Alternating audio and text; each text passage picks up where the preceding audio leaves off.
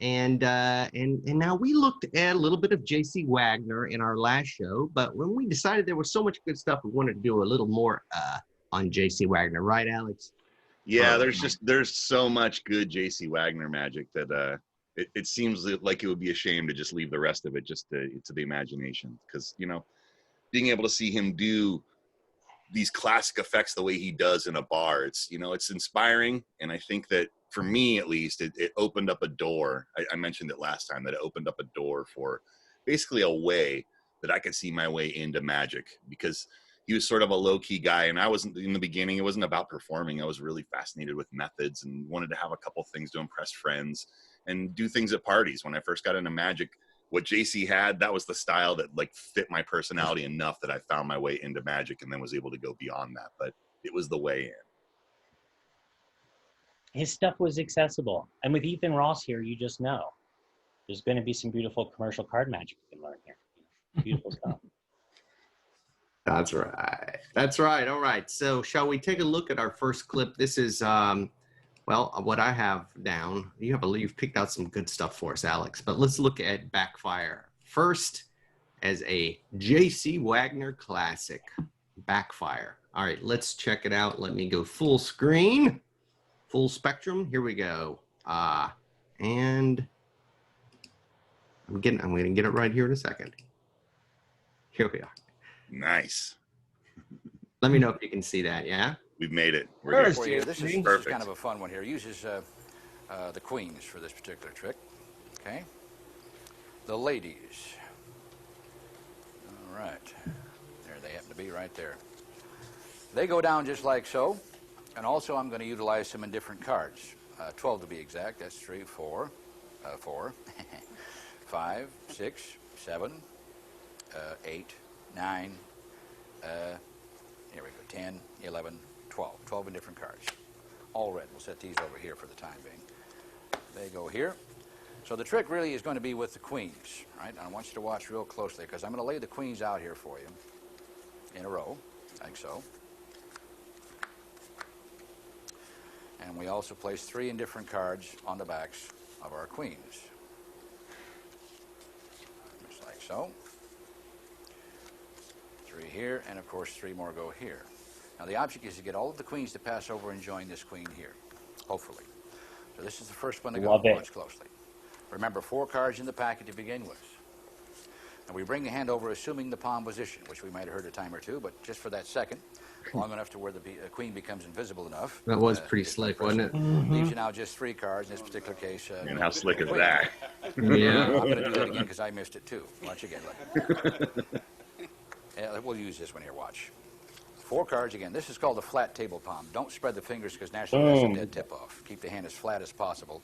If you must show it, briefly show it, but just by pressing like this. Leaves you now just for the 3 cards again. Of course, no queen. Isn't this fun? No, it really is, honest to God. Now, the last one's the toughest one to do, right? Because everybody knows exactly what's going to transpire. So magicians for years have been accused of sticking articles up the sleeve. So all we do is do it backhanded, blows that 3 out the back door. Of course, again, it leaves you now just with the 3 cards, and of course, again, no queen. All right. Now, would you think it's a pretty good trick? Heads, tails. Would you think it's a pretty good trick if I was able to show you all 4 queens arriving over here in this last packet? Yes. Yeah.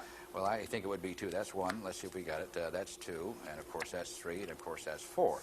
Now, somebody said to me, well, JC, that's real good. Could you make them jump back? I said, well, gee, I don't know. I've never tried it, but we'll give it a shot. So I turned the packets over like so, and let's give it a shot. All right? 4 queens. This will be tough to do, but we'll give it a shot anyway. Watch closely. Just a snap. Yeah, that's 1. Yeah, see, that's his, yeah, here we go. That's 2, which leaves me with 2. And the last one's going to be really tough because you guys know what's coming. That's 3. And, of course, over here we now have, that's 1. Over here leaves us 2. And, of course, 3. And that makes 4. I don't believe it either. I'll tell you. Wow. Pretty great. You know, and it's not hard stuff. It's not. There's plenty of it. So when Alex was talking about how accessible he felt about this magic, you could get that stuff in your hands. Even when you're just starting out, right? You can learn that magic and you can go through everything and feel yourself improving at it because the sequences aren't really hard to do. But you can see, of course, when you do it like JC does it, it blends into something more than just a bunch of sequences. You get the whole effect. You know, It's beautiful. I don't look at that though. Like to me, that didn't look like a really easy routine. To me, that looked like a intermediate to pretty advanced routine. Sure. I would say that a beginner trick, you probably don't want to do more than one move. And with that trick, almost every move's a move. There's a lot of counts. And I would say it's more akin to like a dance, right? That whole thing is like just a dance. And there's just a lot of parts to it. There's a lot of parts to it. And you have to learn all those steps. But once you have all those steps, I think it's what Aaron said a minute ago, it becomes very accessible because none of it's super complex if you're understanding the basics of magic. But I think you're right, Adam. I think it is intermediate. I don't think it's a beginner's thing. Well, but it's a way to get to intermediate if you are a beginner. The problem we've discussed in Magic of many years is that there's hardly anything. There's basically self-working stuff and the kind of stuff we teach in 3M, which is really calibrated to be for people who are just starting out and want to learn sleight of hand. But there virtually isn't anything that's not intermediate after that. So why this is an intermediate thing is because there's a lot of stuff in it, but none of this stuff becomes a major stumbling block. Like there's no, as you're going through those sequences and learning those sequences, you don't come to a thing where you just have to bail out because you can't go forward. You know what I mean? I would say it's intermediate magic in the very best, most accessible sense. I saw him there at least twice in that routine, drop a double to the table, with no fear at all, right? And it wasn't casually, yeah. And he was doing a lot of 4 as 3. Turning these cards over one at a time in his hands where he's got, he's holding a double and he had it looking very, very much like. But that stuff is hard to do with confidence, but it's not like literally hard to do. Like dropping that double, he's moving at such a pace. There's a lot of ways to cover anything that slips up in that sequence. But it's not just like, you're not just disqualified because of some pass or something. You know what I mean? You do it with confidence, and there's a lot of it there. There's also little ways you can substitute in and out and get those things, get around the little things he's got you doing. Like one of the best things the thing that stuck out, he does the thing with the double and he drops it and then he goes to the single and then he gets to the last single and the single he snaps. Right. But there was a way that he did it where there was no energy on the double, but there was all the energy on the single. And it was just, that's why it ends up looking so magical, and that's the part that I think is going to take anyone some time to get, Steve. I just want to ask a question just because I don't know the answer. What we're watching here, how far along is this in J.C. Wagner's career? Like, did he have 20 years after this, or? Sure. Yeah, it was probably 25 years. Before it. He had at least 20, 25 years before it. So this spot we're seeing him after being in the bar, doing magic for 20, 25 years. He's a pro, and these videos are to promote that book, Commercial Magic. This is like the video companion to that book, right? So it's so you can see what the stuff is supposed to look like in the actual performance. So it's JC at his sharpest for sure. I have footage of him after this, like maybe 10 years after this, 15 years after this, and not as sharp. So this is at the height of. This is height of his powers. Yeah, I would say in terms of what's captured in footage, right? Yeah. Let's check out another one. Let's do it. That Marianne. We had a question. What was the name of that routine? That's called Queen Backfire. Is that right, Alex? I think that's what it's called. I put that in just as a title, just as a placeholder. I'll have it in a minute. By the time the next clip is done, I'll know the title. Okay. Yeah, we'll get back to you. By the way, we have a bunch of people in chat, so thank you for being here, guys. Hi, Christoph. Hi, Ethan. Glad you guys are all here. Let's check out this next one is a plot that everybody's very familiar with. I haven't seen this yet. I haven't seen JC's Out of This World. So this is going to be interesting to see how it's really one of the best handlings of Out of This World that exist, in my opinion. Even if there's an aspect of it where he sort of predicts the future in it, and that I think can come and go. But otherwise, I think that the actual handling of this is one of the strongest ways that you can do Out of This World, and it's just a killer. It's a little bit longer, but it's totally worth it because it's just such a clean handling. It seems like nothing happens. With that, knowing you as well as I do now, let's try something here a little bit. I'm going to make a prediction. Let me try that one more time. One more time. One more time. time. Here we go. All right. With that, knowing you as well as I do now, let's try something here a little bit. I'm going to make a prediction, okay, of something that may happen, okay? Let me see. We'll make a prediction here. Yeah, maybe, I don't know. She's going to be tough. I got a feeling here, folks. Yeah, I don't want that one. I'm going to take this one here. This is a prediction I'll have, all right? Now, what I'd like you to do is to cut the deck approximately in half for me, would you? Okay. Oh, that's approximately in half. You can put a few more on top if you want there. Very good, very good. Now, it's your choice. Which half do you want me to use? This half here, okay? So that from this half, all I'm going to simply do is remove a red card and a black card, okay? And when in fact, I'm going to set those out of the way. From these, the half you chose, I'm going to hold up cards. And whatever you feel is a red card or a black card, I will place it on the corresponding indicator card. In other words, if I hold up a card and you say it's red, I will place it with a red. If you say it's black, I'll place it with a black. Does that sound like fun? Okay. All right. This is where we get to test the woman's intuition and so forth. All right. So we'll give it a shot here and give it a try. All right. Here. I'll tell you what. I'll hold up this one here. What do you? There's a red one, so I'll put it on the red. Okay. Let's jump over here and what do you think that one is? Another red? That's another red. All right. And I'll jump down here and what would you say that one is? Black. That's a black one. Okay. She's doing real well, folks. She really is. Red? A red one. That goes with the red. Very good. This is great. Black. A black. That goes with the black. This one. Black. Uh-huh. Have you done this before? No. Red? I can tell. She has never done this before. You got to see this mess down here. Oh, we'll try it anyway. You never know. All right. We got another one here. Black. A black. Okay. And let's see. Let's get another one down here. How about this one here? You sure? That's good. That's good. That's a black one. No, it's a black one. You did all right. Let's try it again. Let's see. How about this one? Red? Yeah, that's red. It goes there. Mm-hmm. Let's see here.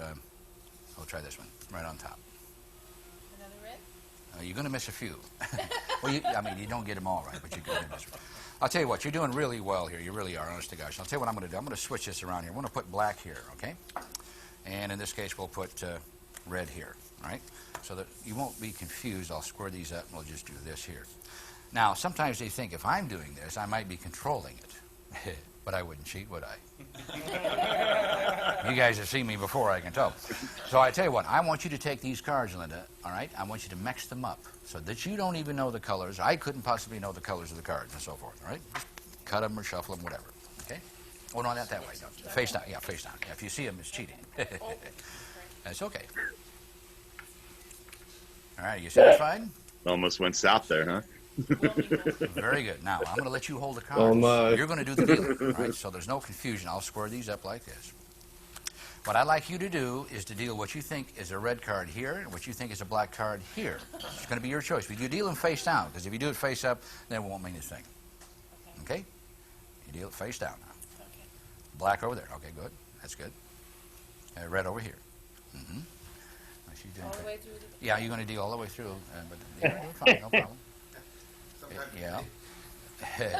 That's okay. That's very good, very good. Red. He's rushing her along as much as he can without being forceful. Wait a minute, let me check this one. Yeah. Yeah, that's good. That's Out of this world in I professional just want to double check to situation. make sure, you know. Exactly. It's the problem. Red. Mm-hmm. All right. We'll get this gold. Well, wait a minute, wait. Don't rush it. Don't rush it. Yeah, see, that's a red. That goes over here. Okay. Yep, there you go. Fantastic. All right. Now, wasn't that fun? Yes. All right. Super. Now, what we're going to do is this. So that you don't think there's anything funny or cheeky-peeky or hanky and so forth, I'm going to let you have this packet here. I want you to follow along with me. Just turn it over like this. Okay? Take the indicator card and put it on the bottom. Right? Just on the bottom, yeah. That's good. Now, from here on down should be all black cards. You spread them out and see how you did.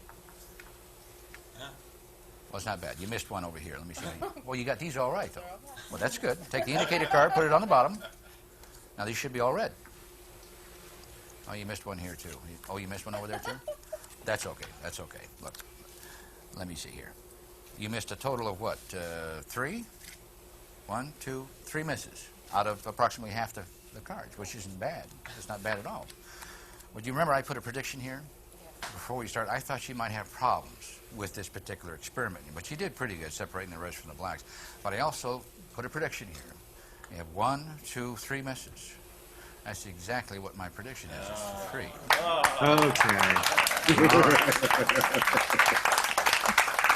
Okay.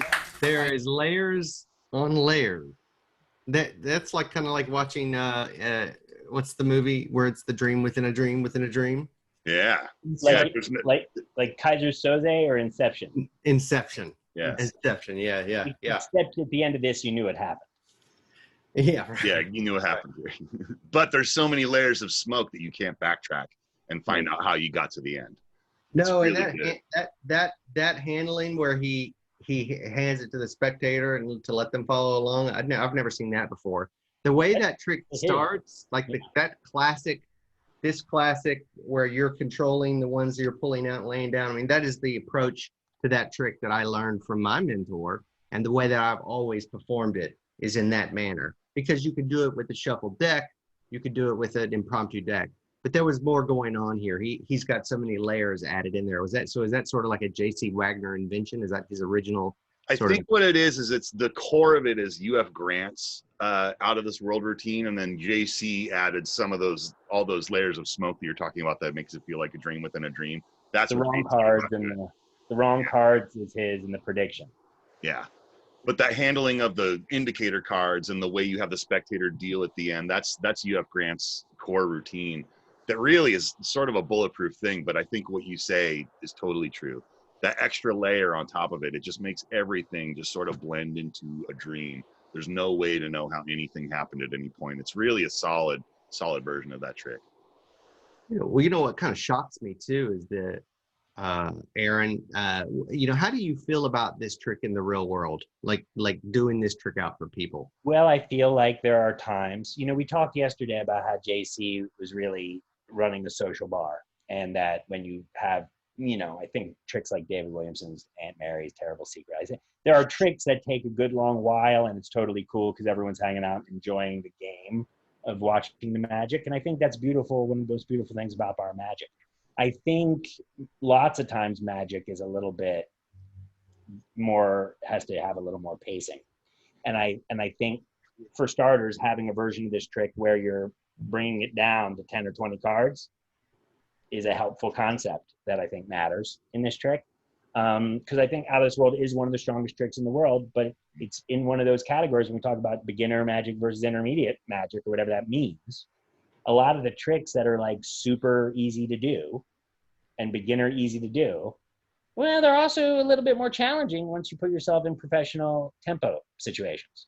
So you can almost feel JC feeling like this is a fun, casual trick, but doing it on the video while he's trying to show it in performance for the sake of a video, you almost feel like he's like, all right, let's keep it moving. Hurry, don't hurry.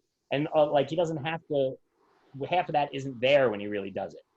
You have to be careful. You have to be careful where you place it, right? Because if you're going to put it in a set, it's like, if you compare it to like a big rock show, like a big concert rock show, like that's got to be the ballad, right? You have to have done a bunch of stuff that proves that you're the guy that does the magic stuff, so that you can sort of put the brakes on and give it some air and give it some space so that you can go into what apparently is mind reading and shared thoughts between you and a spectator or maybe a couple of spectators. And that needs air around it. That needs space around it for it to be effective. And if you haven't done all that stuff beforehand, people are going to lose interest. And especially in today's climate, you're going to see people pick up their phone and check, their social media or their email. You know what I mean? They have to be with you. You know what? I see a trick like this works really good where you've come out, you've done some faster paced things where some really surprising things have happened. And then when you come to this, everyone's like, okay, now there's, they're not thinking this, but they're thinking now this is something I can watch and pay attention to and figure it out. Right. And it actually gets their attention more. What's that? I said, and that's how you play it, right? I mean, exactly. You have to use every trick's, a lot of things, their strong point is their weak point, right? You from Krypton, therefore the rock from Krypton is your kryptonite. You know what I mean? So it's what makes you fly, but it's also your danger. So Out of This World has got its potential problem is how long it takes before the thing happens. Mm-hmm. If you can't figure out how to use it to your benefit, the trick is going to have a problem. One of the things about this trick is a famous story about this trick. I forget the name of the magician, but during the Battle of Britain, when the Nazis are bombing London relentlessly, Winston Churchill was famous for one weekend. He was at Chequers, I think, where he went for the weekend. Some magician was invited and showed him out of this world. And he stopped everything while he was drinking cognac and brandy and smoking cigars and made this magician repeat this trick for him, for hours, right? Because he just was like, marvelous! Let's see it again! Again! Cognac! Give me another cognac! Bring in my daughter! No, normally if someone says do that again, you're like, no, we can't do that. But if it's Winston Churchill, what are you going to do? And he's choosing to spend his moment being mentally engaged when he's not trying to figure out how to defend the Western world. He's doing it trying to puzzle out this conjurer. Power of a good card trick, man. Or as Adam once said about Winston Churchill, out of this world was his magic, Gallipoli. That's right. The trick that fooled Churchill. The one thing BK that was doing that. That's how he would present it. Yeah, the one thing I had happen one time on this trick, though, and it was probably poor spectator management, but I was doing a version of this exact same trick, and someone just refused to call out the other color. So they just kept saying black, black, black, black, and some 50% of the time it wouldn't be a problem, but that time it was a problem. So you definitely want to make sure you have a spectator who is going to help. Aren't you supposed to say to the people up front, there's a couple things with this trick. The first thing you can say is, this is an experiment to see if we can do something together. So if you're not into wanting it to work, I promise it won't. Second, 50% of the cards are black. 50% of the cards are red. They're shuffled. So you want to keep track in your mind. And if you can't get them to buy in, if a person is giving you the stink eye, I'm going to mess you up, you just stop and be like, listen, you've messed you up and you already succeeded. If you don't want to participate in the experiment and see what it would feel like if we could actually, be in each other's minds for a moment, stand aside, let someone else participate. You can be as boring as you were when I got here. Oh, and I think it's also a function of having something that hits them so hard before you do this trick that you've already established credibility. Like if you come into a room and you just do out of this world, it's probably going to be a tough sell. But if you come in and you just, beat everyone down with some amazing magic, and now you say, all right, now you shuffle them. Let's try something that's not magic and go into this. I think it's a little different. You know what I mean? Yeah. You know what? I think that it's the power of the opener, right? If you come out with a great opener that makes people like you, you do something amazing, they like you, they think it's going to be fun. Then when you get to something like this, they're backing down. You know what I mean? They're like, okay, and obviously it doesn't work 100% of the time. Couple interesting things here. One, George Madrid just said he had his spectator start alternating red, black, but George, right, is a big brain at Google. So he hangs out with big brains at Google. So when you hang out with a big brain at Google and you do this trick, that person knows deeply that statistics don't work that way. It's an assumption that everybody is making together is that statistics don't work red, black, red, black. So that person's going to be every bit as amazed because they simply know it couldn't possibly work that way. It doesn't even enter into it. One quick story about Out of This World, I will say, and then we talk about beginner's magic, is I got into magic in 1992. This was one of the only tricks I could really do. And of course, it's different. What Steve's talking about, this is if you're trying to be a magician. But if you just started doing magic and your friends and family are watching you do a magic trick, there is no expectation of an opener. Bless your heart. Yeah, right. So when I did this for my family, I'd been doing all kinds of ambitious card, whatever I was doing. I did this one trick, and it ate them so hard that those same family members, my brother Ethan can tell you about this, will still tell you. They will still say to me at family get-togethers, what about smoke and fire? And what do you mean? That trick you did that first year, why can't you do anything that good? So that's how good this trick is. It's worth it. You know, Oh, that's the best. it's That's a whole great. other. And the other thing is, friends, you can look around this world. There are so many versions of Out of This World, so many ways to do Out of This World. One of the things about it is when I see JC's version, like I never wanted to do JC's version because it always felt to me like it was a bit of a magician's version. It always felt to me like the dream within a dream stuff was, you know, almost like for people who'd seen the trick before, because the trick is so strong and simple to people who haven't seen the trick. Like any of the other versions to me, I mean, I like the idea of having the shuffle deck and going out of my hand, right? That makes a lot of sense to me. But most of the versions out there, including Harry Lorraine's Out of This Universe, like at the end of the day, this trick is like a brickbat. People wait, and if you can get them engaged in it, it hurts them so much. Mm-hmm. Like you literally, my family still can't forget it. I made the deck disappear, but they're like, but what about, like if I should have done Panic and then pulled out a deck for Out of This World, then they could be happy again. Yeah. So another let's watch Royal Detectives. This is J.C. Wagner's take on another great. No. Hey, Yeah. Aaron, hey, Adam, before you move on, I do have an answer to that question from before. That previous routine, it's actually, this version is called Dyslexic Queens, but it looks like this is a routine that JC's been working on and improving. And there's one that's after that called Queen's Soiree. So it looks like just the idea of the queens vanishing, going to a packet, and then going back to their original packets. JC played with that concept a bit. So there's some stuff for you to look at there if you're interested in that plot. Excellent. All right. This is Royal Detectives. Everybody watch close. This is a really quick one. So it's only a minute and 30 I wonder seconds. if this is like a hotel mystery. It's kind of fun. Similar. This is my two Royal Detectives. The old thieves and See, sheep. one time they were very hardened criminals, but they're good guys now. Okay. And in this case, this used to be called the Axeman, carried the big axe around and so forth. But I he's a get the good guy impression now. that a lot And of this fellow here JC's was second friends cousin to used Mac be the pretty Knife. hardened He's a bit criminals. of a They're man. good guys now. Say Right? that again? Don't you get the impression a lot of JC's friends used to be hardened criminals, but they're really nice guys now? Yeah. It feels like he's got a collection of friends like that. Yeah, for sure. I feel like he really spent the late 60s, you know, like wearing that vest in different contexts. That's because he's still getting off, strange fellow. The rest of the cards represents the underworld, so we need to have a public enemy number one selected. So I'm going to dribble the cards like this, and Terry, I want you just to call out stop as I dribble. All right? He's a real nice this guy. one or this one, your choice. He's gay. Yeah, this one here. That's public enemy number one. Show him around so everybody's a witness. Who's that Flavor Okay, now Flav? lay him face down on any one of the two kings. Real good. So now we have him under custody. All right, in between our kings. So we have king number one, selected card, and of course king number two. And I want you to look, watch, and listen, because what he's going to do is make his escape back in the underworld. Do me a favor, put your fingertip and press down. Okay? You're going to feel a bump in just a second now. 1, 2, 3, face down, in between our kings. Here comes the bump, right about now. Did you? Boom! Oh, yeah. Oh, you did. Point of She's crazier departure. than I thought she was.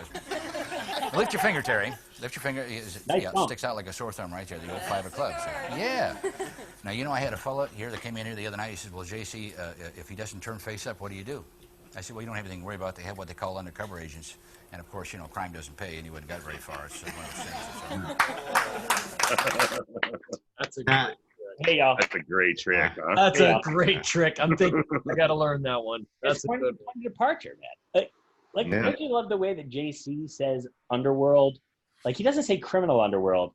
And I didn't know whether he was getting ready to talk about Cthulhu or something. You know, these guys come up from the underworld. I thought he was about to do some, like, bizarre Tony Andruzzi, but he just meant, like, you know, the underworld. Over by, one. out by Encino, where we used to, you know, where me and the Angels used to get popped on a Saturday. He's Just for giving having you, a bike rally. just giving you enough to let your imagination run. That's it. All right. You guys like point of departure? I think it's one of the awesomest tricks. I think it's a great trick. I love it. You know, I I was played so with a few versions in my day. I was so happy that there's one built into the club deck. It was like one of the biggest excitements that we got that other opposite card, point of departure, other color. It was like, yeah, that's the trick I always wanted to do. So happy. It's got that vanish in it. Y'all see that vanish? Yeah. It's got this vanish, like where you had like 2 red aces with like the selection in between, right? Where he does this whole thing of Alex Emsley. It's like one of the easiest I mean, this is what we mean when we say it's not hard to do. It's not really that hard to do. It's a lot easier than Elmsley count. And it looks magical and great. And the card just vanishes. You know what I mean? It's just heavenly. It's just another one of those ones where you just got to learn those dance steps, right? Just learn the sequence of all those moves. It is a little dance, right? There are a couple moves you have to do, but if you put those things together, what a honey of a routine, right? That's just so good, man. Great, easy to follow. Brought to you by the CC Club Deck. Now, No, I'd like to say one thing here. Young Ethan Ross, who we've got a club deck pool going that Ethan Ross may be a 47-year-old man in a teenager's body. It's possible. It's possible. But I would just like to say, at this point, we're not plugging the club deck. Everyone in the club has the deck. But what we are doing is letting everybody in the club know how much they got in their deck, which is not, that's not plugging, you know. Now, when I say the campaign's still going on for a week and you should go now, that's totally plugging. That's a plug. You know what else, though? I can say this for myself, and I'm sure you guys agree. I'm genuinely excited about it. It is, I hate to even say this because it implies that I didn't believe in the beginning, but it's better than I thought it was going to be. You know what I mean? I really enjoy it. All right, hang on a second. That felt like a plug. That felt like a plug. Yeah, that felt like a plug. That felt like a plug. I totally thought testimonial plug. I totally My thought name's Steve Barcelona. I only use CC Club. I totally thought it was going to suck, but then when they arrived, I was like, these don't suck at all. No, that's kind of what it sounded like. It's a good plug, right? Don't use that in the video. Don't use I was going to say definitely don't buy this, but now I'm thinking probably not. Maybe. I was ready to. You like it. You know, when they ran it up the flagpole, I was ready to salute. You know what I'm saying? I'm telling you. You know, I was just realizing about what you said, Steve, that, you know, breathers normally never die, but with the CC Club Deck, you know. You want to put one in every time you perform, right? You want to put it in just to watch it like vanish. You know, I was thinking about just like, hey, everybody, I'm going to watch this. I'm going to just put a mild, don't say the word crimp. It's like Alex and I are probably the kind of guys that never used the word indicator card until we watched JC Wagner. And then we began using the word indicator card on a regular basis. I still have the bit in my show where I'll be like, the 10 of hearts, and they'll be like, no, and I'll be like, this is an indicator card. It indicates that you should have hired Shoot Agawa. You know? Do you know what happened to me? No. I put a corner short in this card. It came back. It grew back. It came back. It grew back. It grew back. That's what happens when you spend your time in the underworld. Like a lizard regenerating its tail. I mean, I can't believe it. Wow. Like a serpent regenerating and eating its own tail over and over again in the underworld. In the seedy, Simi Valley underworld. Felt like an alien invasion. Weird. Why is George Madrid talking about grinding? What does he mean? You didn't see it? You didn't see Steve Barcelona making his corner short on the grinder? You didn't see that video? He didn't see the video, dude. You guys. Let me see if I can find it really fast. You guys. Where did I do that on Instagram? Yeah, it was on Instagram. It is so much fun to watch us people do. What is Instagram? Someone said to me last night, you can get messages on Instagram? Put a 1 in the chat if you're in CC Club, which is a different demographic than Instagram Prime traditionally. If you did not know, you could get messages on Instagram. Private messages. Right on, Edmund. See? Yeah. Yeah. Crazy, man. I want to see Edmund's bumper with that big "Steal Your Face" sticker on it. Yeah. You know. Yeah. You should take a picture of it everywhere you go and just get a collection of them. Here's me at the grocery. Here, let me share this real quick. May I? Here's Ethan at the beach. Yeah. Here, this is. Here's Ethan at the beach. Here's Ethan at the beach. Man, I hope I don't. Let me see this now. We want to be on this screen. Okay, let's see if it works. I still haven't figured out how to shape something that got that. Yeah, we got it. There we go.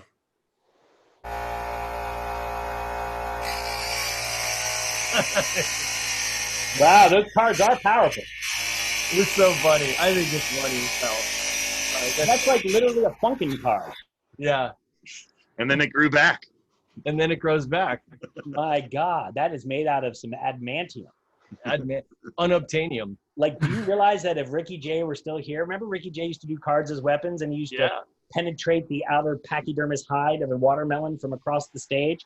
I feel like this is exactly the kind of thing he would have loved. He's been waiting for this card his whole life.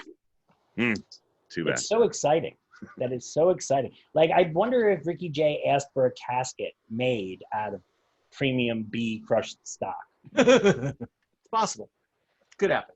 It's biodegradable, you know, it's very good, especially, you know, for Hebrew guys like Ricky Jay, you know, you want a nice biodegradable casket, you know.